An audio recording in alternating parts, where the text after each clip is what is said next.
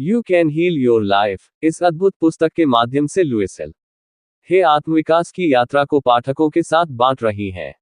उनका कहना है कि हमारा जीवन कितना भी निम्न स्तरीय क्यों न रहा हो, हम अपने जीवन को पूरी तरह बदलकर उसे और ज्यादा बेहतर बना सकते हैं। इस पुस्तक में सब कुछ है, जीवन, उसके मूल्य और अपने आप पर कैसे स्वाध्याय करें। अगर आप हमारे चैनल पर नए आए हो तो चैनल को सब्सक्राइब और बेल नोटिफिकेशंस को ऑन कर लीजिए। चलिए शुरू करते हैं। हम हमें मिलते हैं। तो अगर आपको एक अच्छा जीवन बसर करना हो तो सबसे पहले आपको अपनी सोच पर काम करना पड़ेगा, और फिर सोचने भर से काम न चलेगा, हमें उस पर कुछ कार्रवाई भी करनी पड़ेगी। सबसे पहला काम जो आपको करना है वो है एक लक्ष्य बनाएं, और जब आप अपना लक्ष्य बनाएं तब ये बात अपने दिमाग से बिल्कुल निकाल दे कि आपके पास सही आदमी नहीं, आपके पास अवसर नहीं है या आपके पास कोई भी संसाधन नहीं है। जब आप ईमानदारी से किसी लक्ष्य के बारे में सोचते हैं और ये यकीन करने लगते हैं उसे आप पा सकते हैं, तो प्रकृति अपने आप आपको सही लोगों से मिलवाने का इंतजाम करने लगती है। आपको अपने आप अवसर मिलने लगते हैं और अपने आप संसाधन मिलने लगते हैं। आपको बस उसे पहचाना है और काम करना है।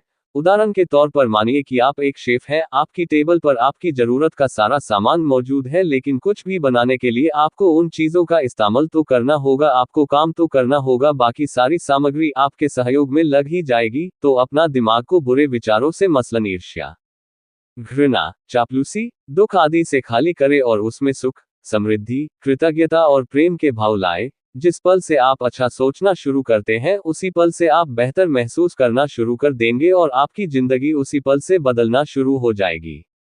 2. माफ करना सीखे। हम में अधिकतर लोग अधिकतर समय अपने दिमाग में क्या लेके घूमते हैं। उसने मुझे ऐसा क्यों कह दिया, उसको ऐसा नहीं करना चाहिए, अब मैं उससे बात नहीं करूंगी, वो मेरे प्रेम के लायक नहीं है, अगली बार उससे ये कहूंगा या वो कहूंगा, या मुझे ये करना चाहिए था या वो करना चाहिए था, मुझे इससे बदला लेना है, मुझे उसे कुछ दिखाना है और न जाने क्या क्या। आपको लगता है आपके सोचने से किसी को कुछ फर्क पड़ेगा? तो क्यों आप अपनी ऊर्जा को बर्बाद कर रहे हैं? उदाहरण के लिए मानिए कि सुबह ऑफिस आते समय आपकी गाड़ी किसी से लड़ गई। अब आप दिन भर सोचते रहेंगे कि मुझे उससे ये बोलना चाहिए था, उसे सबक सिखाना चाहिए था और न जाने क्या क्या।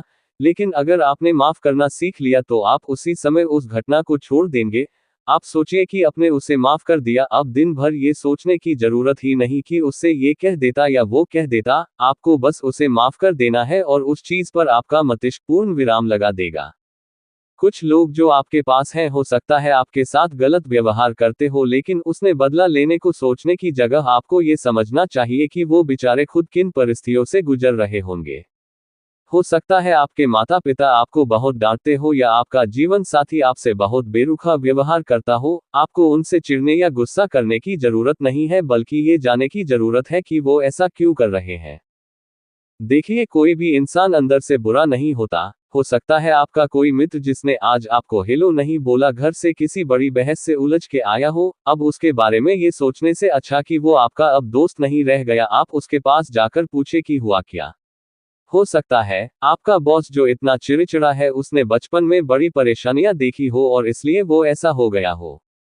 तो लोगों को माफ करे, उसने प्रेम करे, आपके प्रेम का कोई असर अगर उन पर नहीं पड़ता तो भी उन पर गुस्सा न करे, बस उन्हें माफ करे और अपना रास्ता कर ले। आपके पास अपने खुद के लिए सोचने के लिए बहुत कुछ है, किस और की ईर्ष्या, क्रोध आदि को अपने दिमाग में न घुसने दे। लोग आपको वही लौटते हैं जो वो अपने माता पिता से पाते हैं।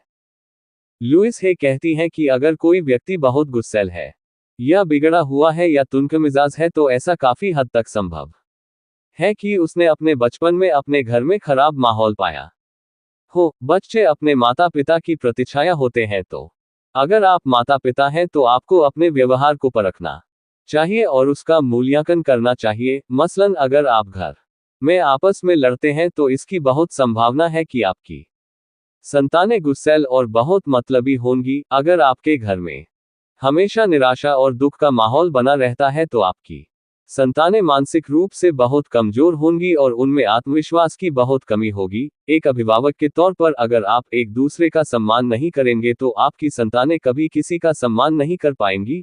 ठीक इसी तरह अगर कोई आपके साथ कुछ गलत व्यवहार करता है तो आपको उसे क्षमा कर देना चाहिए, क्योंकि हो सकता है उसने ये सब अपने माता पिता से पाया हो और वही वो बाकी दुनिया को लौटा रहा हो। तो लोगों के सहानुभूति रखिए, एक अभिभावक के तौर पर अपने घर पर अपने व्यवहार का मूल्यांकन करते रहिए। आपका बहुमूल्य समय देने के लिए धन्यवाद।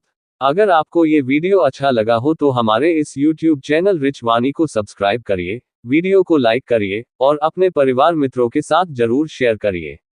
भविष्य में आप और किस टॉपिक पर वीडियो देखना सुनना चाहते हैं उसके लिए कमेंट करिए।